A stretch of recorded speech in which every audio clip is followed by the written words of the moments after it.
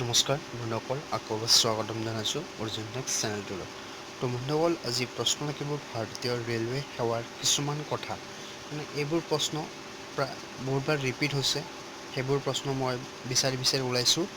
ভিডিঅ'টো সম্পূৰ্ণ চাব। বহুত ভেৰি ইম্পৰ্টেণ্ট প্ৰশ্ন আছে।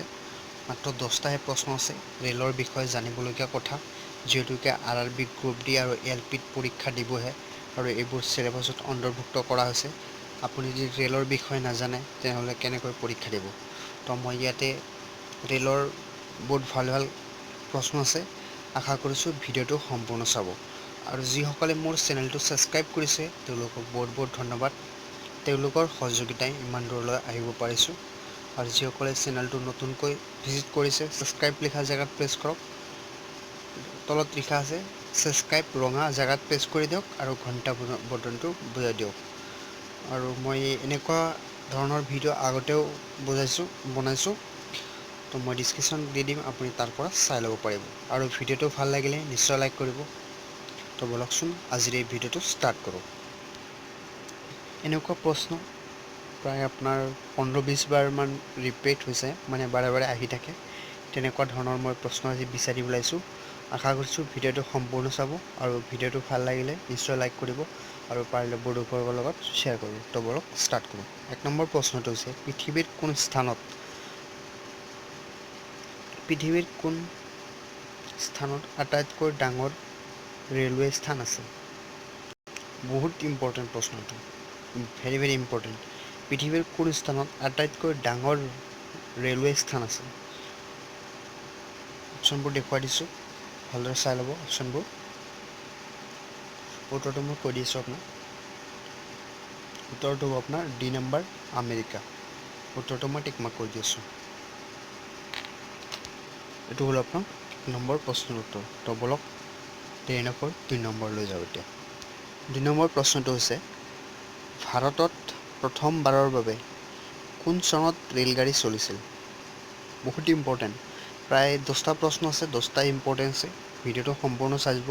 পৰীক্ষাত আহি যাব পাৰে, কাৰণ এইবোৰ প্ৰশ্ন ৰিপিট হৈ থাকে বাৰে। তো উত্তৰটো মই কৈ দি আছোঁ, অপশ্যনবোৰ ভালদৰে দেখুৱাই দিছোঁ আপোনাক। প্ৰশ্নটো কৈ দিছোঁ, ভাৰতত প্ৰথমবাৰৰ বাবে কোন চনত ৰেলগাড়ী চলিছিল? মানে ইণ্ডিয়াত কেতিয়া ফাৰ্ষ্ট ৰেলগাড়ী চলিছিল? উত্তৰটো মই কৈ দি আছোঁ আপোনাক। উত্তৰটো হৈছে আপোনাৰ বি নাম্বাৰটো 16 এপ্ৰিল 1853 চনত। উত্তৰটো মই টিক মাৰ্ক কৰি দি আছোঁ। এইটো হ'ল 2 নম্বৰ প্ৰশ্নৰ উত্তৰ। তো বলকচোন এতিয়া 3 নম্বৰলৈ যাওঁ। 3 নম্বৰ প্ৰশ্নটো পঢ়ি দিছোঁ। 3 নম্বৰ প্ৰশ্নটো হৈছে ভাৰতত কিমান চনত বিদ্যুৎ চালিত ৰেলগাড়ী চলাচল কৰিছিল? ভেৰি ইম্পৰ্টেণ্ট প্ৰশ্ন, বহুত দৰকাৰী প্ৰশ্নবিলাক। ভিডিঅ'টো সম্পূৰ্ণ চাব।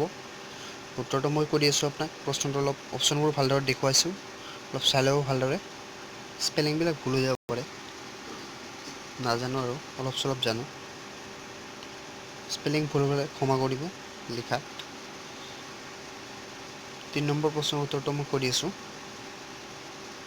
3 নম্বৰ প্ৰশ্নৰ উত্তৰটো হ'ব আপোনাৰ এ নাম্বাৰটো, 3 ফেব্ৰুৱাৰী 1925 চন।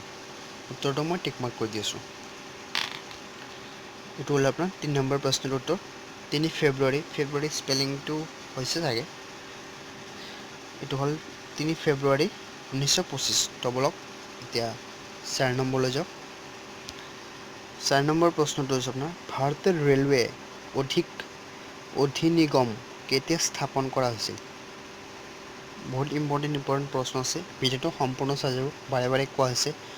10টাৰ ভিতৰত 10টাই কনফাৰ্ম। কালিলৈকে আৰু এটা নেক্সট ভিডিঅ' আৰু এটা পাই যাব। মই এনেকুৱা প্ৰশ্ন মোটামুটি আপোনাৰ 40-50টামান আছে। মই সকলোবোৰ দিয়াৰ চেষ্টা কৰিম। তো উত্তৰটো মই কৈ দিছোঁ। 4 নম্বৰ প্ৰশ্নৰ উত্তৰটো হ'ব আপোনাৰ বি নাম্বাৰটো, 1890 চন। উত্তৰটো মই টিক মাৰ্ক কৰি দি আছোঁ। এইটো হ'ল আপোনাৰ 4 নম্বৰ প্ৰশ্নৰ উত্তৰ। তো বলকচোন এতিয়া আৰু 5 নম্বৰলৈ যাওঁ। আৰু ভিডিঅ'টো ভাল লাগিলে নিশ্চয় লাইক কৰিব। আগত ভিডিঅ'ত মই 50টা লাইকহে বিচাৰিছিলোঁ, কিন্তু বহুতে চালে কিন্তু লাইক কৰিব পাহৰিলে চাগে।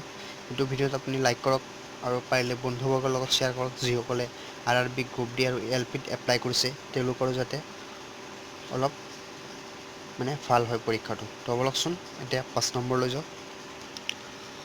5 নম্বৰ প্ৰশ্নটো হৈছে ভাৰতীয় ৰেলৱে কিমান চনত দিছোঁ 5 নম্বৰ প্ৰশ্নটো হৈছে ভাৰতীয় ৰেলৱে কিমান চনত ৰাষ্ট্ৰীয়কৰণ কৰা হৈছিলে?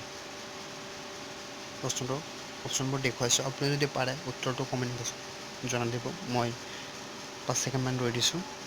অপশ্যনবোৰ জনাই দিব আপুনি যদি জানে উত্তৰবোৰ, নহ'লে ভিডিঅ'টো পজ কৰি দিব। উত্তৰটো মই কৈ দিছোঁ। 5 নম্বৰ প্ৰশ্নৰ উত্তৰটো হ'ব আপোনাৰ ডি নম্বৰ, মানে 1950 চনত ৰাষ্ট্ৰীয়কৰণ কৰা হৈছিল। উত্তৰটো মই টেক মাৰ্ক কৰি দিছোঁ। এয়া হ'ল আপোনাৰ 5 নম্বৰ প্ৰশ্নৰ উত্তৰ। তো বলকচোন এতিয়া আকৌ 6 নম্বৰলৈ যাওঁ।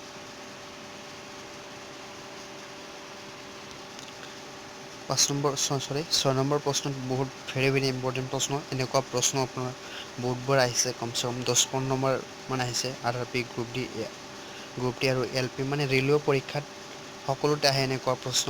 তো ভিডিঅ'টো সম্পূৰ্ণ চাই যাব, এনেকুৱা ধৰণৰ বহুত প্ৰশ্নবোৰ পাই যাব, আপুনি মিছ নকৰিব। তো বলক মই প্ৰশ্নটো পঢ়ি দিছোঁ। 6 নম্বৰ প্ৰশ্নটো হৈছে আপোনাৰ ভাৰতত কোন চনত প্ৰথমবাৰৰ বাবে মেট্ৰ' ৰেল ষ্টাৰ্ট হৈছিল? মানে কিমান চনত অলপ ভুল হৈ গ'ল মোৰ।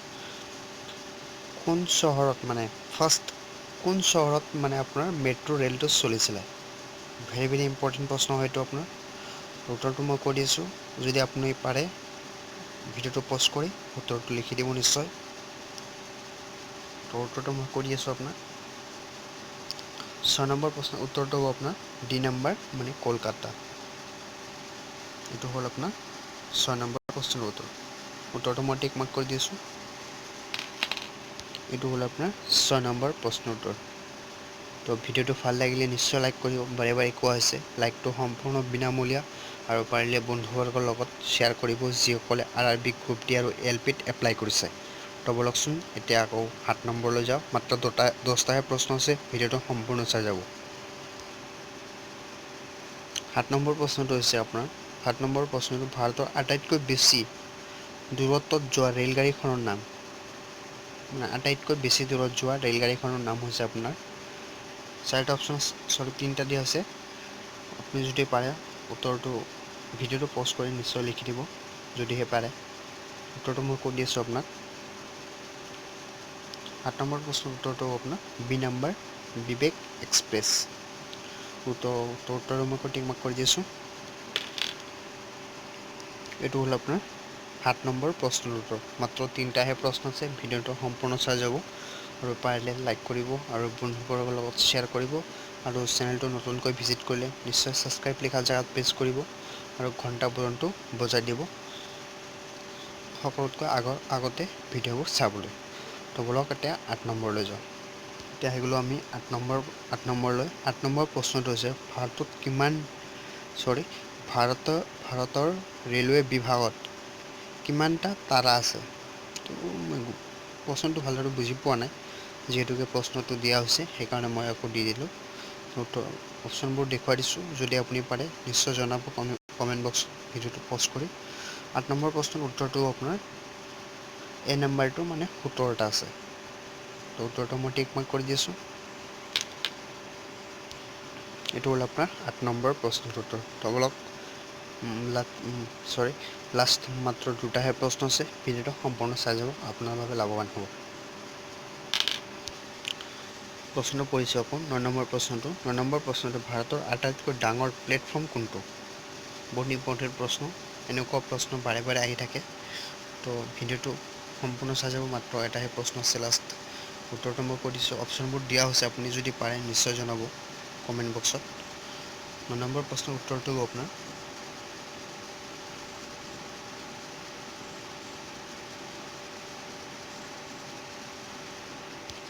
অপশ্যনবোৰ দেখুৱাই দিছোঁ, যদি আপুনি পাৰে নিশ্চয় জনাব কমেণ্ট বক্সত। 9 নম্বৰ প্ৰশ্নৰ উত্তৰটো মই কৈছোঁ। 9 নম্বৰ প্ৰশ্নৰ উত্তৰটো হ'ব আপোনাৰ চি নম্বৰটো, মানে গৌৰৱপুৰ আটাইতকৈ ডাঙৰ প্লেটফৰ্ম।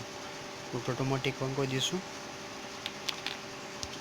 লাষ্ট প্ৰশ্নটো কৈ সামৰি মাৰিছোঁ আজিৰ এই ভিডিঅ'টো। যদি ভিডিঅ'টো ভাল লাগিছে নিশ্চয় লাইক কৰিব আৰু চেনেলটো নতুনকৈ ভিজিট কৰিলে ছাবস্ক্ৰাইব লিখা জেগাত প্ৰেছ কৰি দিয়ক আৰু এটা ঘণ্টা আহিব, সেইটো বজাই দিব।